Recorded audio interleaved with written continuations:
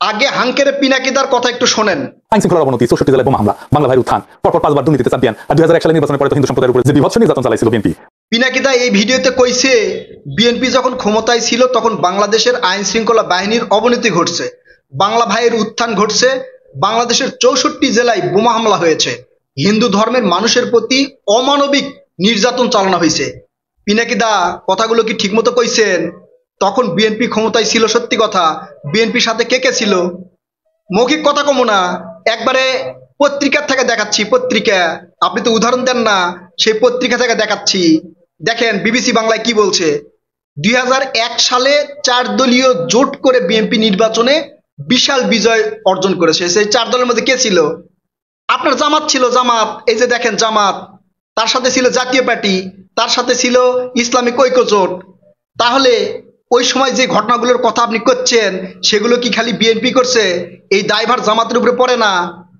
দাদা আপনার মুখোশ কিন্তু আজকে খুলে দিমু, একবার পত্রিকার উদাহরণ দিয়ে খুলে দিমু, কচ্ছপের কামড় দিয়ে আপনার মিথ্যা কথাগুলো ধইরা বের করে নিয়ে আসমো। আসলে এখন বিএনপির সময় এই ঘটনাগুলো বিএনপি করিয়েছে কিনা সেটা আপনাদেরকে দেখাই।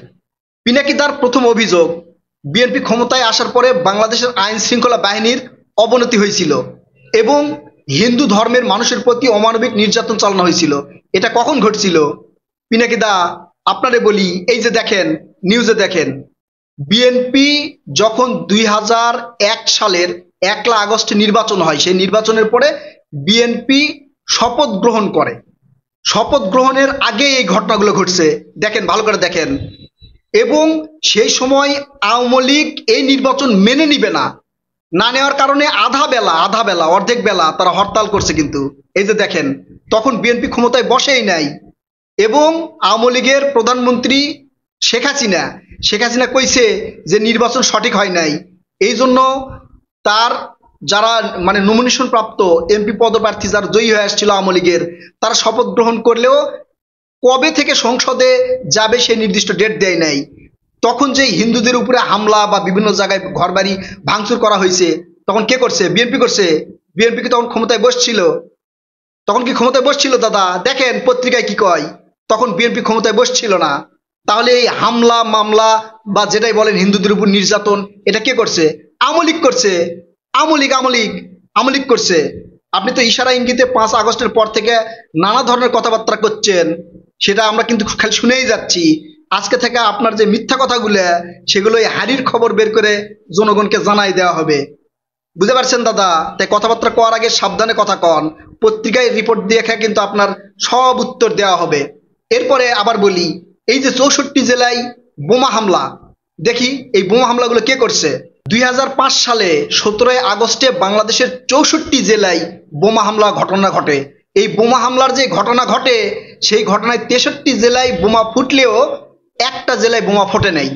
এবং সেই বোমার পাশে একটা লিফলেট পাওয়া গেছে। দেখেন সেই লিফলেটে কি লেখা আছে। সেই লিফলেটে লেখা আছে বাংলাদেশের শরিয়া আইন প্রতিষ্ঠা করার আহ্বান জানাইছে, না হলে বাংলাদেশকে অস্থিতিশীল করবে। এটা কে করছে? এটা কি বিএনপি করছে? দাদা আপনি যে বিএনপির উপরে চাপাই দিলেন, এটা কি বিএনপি করছে? পত্রিকায় দেখেন কে করছে। এটা বিএনপি করে নাই। এই বোমা হামলার দায় স্বীকার করছে জামায়াতুল মুজাহিদিন বাংলাদেশ, জিএমবি করছে। জিএমবি কার অনুসারী? আপনার জামাতের অনুসারী। আপনার জামাতের, তারা ইসলামী শরিয়া আইন বাংলাদেশে প্রতিষ্ঠা করবার চাই। তাহলে বিএনপির উপর দোষ দিচ্ছেন কে দাদা? হিন্দুদের উপর যে হামলা হয়েছে সেটাও তো বিএনপি করে নাই। 64 জেলায় যে বোমা হামলা হয়েছে সেটাও তো করে নাই বিএনপি। এখন দেখি যে এই বাংলা ভাইয়ের উত্থান হলো কিভাবে। বিএনপির সময় বাংলা ভাইয়ের উত্থান ঘটছে। বাংলা ভাই কে ছিল? বাংলা ভাই কে ছিল? ভালো করে দেখেন, পত্রিকায় দেখেন। এই বাংলা ভাই আপনার জামাতেরই অনুসারী। পত্রিকায় দেখেন, বিবিসি বাংলার পত্রিকায় দেখেন আপনার জামাতের অনুসারী। তাহলে বিএনপির উপরে আপনি দোষ চাপাচ্ছেন কে? মনে করছেন 2-4টা কথা কয়ে দিলেন আর জনগণ এটা বুঝে নিল, বুঝার পরে আপনার কথা বিশ্বাস করে বিএনপিকে আর ভোট দিবে না, এই চিন্তা ভাবনা করছেন? দাদা এই চিন্তা ভাবনা কইরেন না। এখন থেকে আপনার মিথ্যা কথাগুলো সেইভাবে ধরে বের করা হবে। আপনি যেভাবে কবেন ঠিক আমরাও কিন্তু সেইভাবেই এখন থেকে করার চেষ্টা করতেছি। তাই ওই যে আগে থেকেই 5 আগস্টের আগে বিএনপিকে নিয়ে, ছাত্রদেরকে নিয়ে আন্দোলন কইরা আর শেখ হাসিনাকে তাড়ানোর পরে সর্বা হয়ে গেছেন, জামাত ইসলামের আমির হয়েছেন। এখন আপনি আবার বলছেন যে জামাত ক্ষমতায় আসবে, যদি বিএনপির কোনো ঘটনা ঘটে থাকে, বিএনপি কোনো অন্যায় অবিচার দুর্নীতি করে থাকে বা 5বার চ্যাম্পিয়ন হয়ে থাকে, সেই সময় তো জামাতও বিএনপির সাথে ছিল, 2জন মন্ত্রীও ছিল, জামাতের 2জন মন্ত্রীও ছিল। সেই মন্ত্রীরা কি করছে? জামাত তখন তার বিরোধিতা করে নাই কে? ও, ক্ষমতার স্বাদ খুব ভাল লাগতেছিল, তখন খুব ভাল লাগতেছিল। যদি বিএনপি অপরাধ করে থাকে ওই সময়, তার দায়ভার কি জামাতের উপর পড়ে না দাদা? সরাসরি বিএনপির উপর দোষ চাপাই দিলেন, আর জনগণ মনে করতেছে এটাই ঠিক, এটাই ঠিক। আপনার ভক্তদের কমেন্ট গুলো দেখলাম, এটাই ঠিক, কিন্তু আপনি তো সেখানে কর নাই যে 4 দলীয় জোট করে তখন ক্ষমতায় আসছিল, 4টা দলের ভাগ নিতে হবে, 4 জনে মিলা চুরি করবেন আর একজনের ঘাড়ের উপর দোষ দিবেন, সেটা তো হবে না দাদা। আর বিএনপি যে করে নাই সেটা পত্রিকার নিউজ দেখে কিন্তু আপনার দেখাই দিলাম। এখন দেখি জামাত নির্বাচনে জয়ী হতে পারবে কিনা। পিনাকিদা করছে বাংলাদেশের জনগণ নতুন একটা রাজনৈতিক দলকে ক্ষমতায় দেখতে চায়, এবং সেই নতুন দল আসবে কে? জামাত। দাদা, অতীতের ইতিহাস দেখছেন, 1991 সালে জামাত কয়টা আসন পাইছিল? মাত্র 18টা পাইছিল, মাত্র 18টা। এই 18টা আসন পাওয়ার পরে তারা ওই কোনোভাবে রাজনৈতিক দলটা টিকে রাখছিল দাদা। এরপরে যে নির্বাচনটা হয়েছে 96-এ, সেই 96 নির্বাচনে জামাত মাত্র 3টা আসন পাইছে, 3টা, মাত্র 3টা, মানে আগের সে কমছে ছাড়া বাড়ে নাই। তাই চিন্তা ভাবনা করেন না যে আপনার এই কথাবার্তা শুনে মানুষ জামাতে ভোট দিবে আর জামাত ক্ষমতায় এসে বসবে, আপনি দ্বিতীয় আমির হিসাবে জামাত পরিচালনা করবেন। এই চিন্তা ভাবনা একদম বাদ দেন দাদা। বিএনপির বিরুদ্ধে যে মিথ্যা কথাগুলো শুরু করছেন কৌশলে, আপনারা 2জন, আপনি আর এই যে সাংবাদিক ইলিয়াস খুব ভালো ইনভেস্টিগেটর, সেটা আমরা জানি, অনেক অনুসন্ধানী রিপোর্টগুলো দেখছি, কিন্তু কৌশলে এমন কইরা বিএনপির বাঁশ দেওয়ার চেষ্টা করে, সেটা কিন্তু আমরা বুঝি।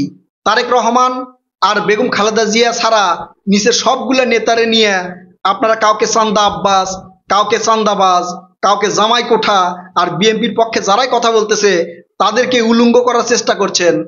তাদের বিরুদ্ধে ওই গোপন তদন্ত, অতীতে কি করছে না করছে সেই তদন্ত কইরা ফাঁস করতেছেন। এতে মনে করছেন যে বিএনপি দুমে যাবে বা বিএনপির পক্ষে যারা কথা বলতেছে তারা আর কথা বলবে না। এই চিন্তা ভাবনা একদম বাদ দেন দাদা। আপনারা ওই তারেক রহমানকে তেল মারতেছেন, খালেদা জিয়াকে তেল মারতেছেন, মাইরা মির্জা আব্বাসকে বলতেছেন চান্দা আব্বাস, তারপরে মির্জা ফখরুলকে বলতেছেন তার জামাইকে জামাই কোঠায় ভর্তি করাইছে। এগুলো চিন্তা ভাবনা মানুষের মধ্যে ঢুকে দিয়ে বলতেছেন যে তারেক রহমান ভালো হলেও বিএনপির আর জেলা নেতা আছে সেগুলা কিন্তু ভালো না। এগুলো চিন্তা ভাবনা করেন না দাদা, সামনের এপিসোডে আরো ভালো করে দিমনি। এই যে বিএনপির যে চান্দাবাজ বানাইছেন, সারা বাংলাদেশ দখল করে চান্দাবাজি করতেছে বিএনপি, যে ন্যারেটিভটা তৈরি করছেন, এই ন্যারেটিভের মুখ্যম জবাব কিন্তু আমি দেওয়ার জন্য প্রস্তুত হচ্ছি দাদা। পরের এপিসোডে দেখতে পারবেন যে আপনারা সবাই মিলে কিভাবে বিএনপিকে চান্দাবাজ বানানোর চেষ্টা করছেন, এবং বিএনপি সেই ফাঁদে পা দিছে, সরকারের সহযোগিতায় বিএনপিকে যে চান্দাবাজ বানাইছেন, একবারে পুরো এপিসোডে বলে দেবো দাদা। তাই এখন থেকে বলি, কোনো কিছু বলার আগে সাবধানে কইবেন, কারণ যে সময়ের ঘটনাগুলো আপনি কইছেন সবগুলোর সাথে জামাত জড়িত। তাই জামাতকে ধোয়া তুলসীর পাতা বাইনে বিএনপিরে একবার সন্ত্রাসী বানায় দিবেন, সেটা হবে না।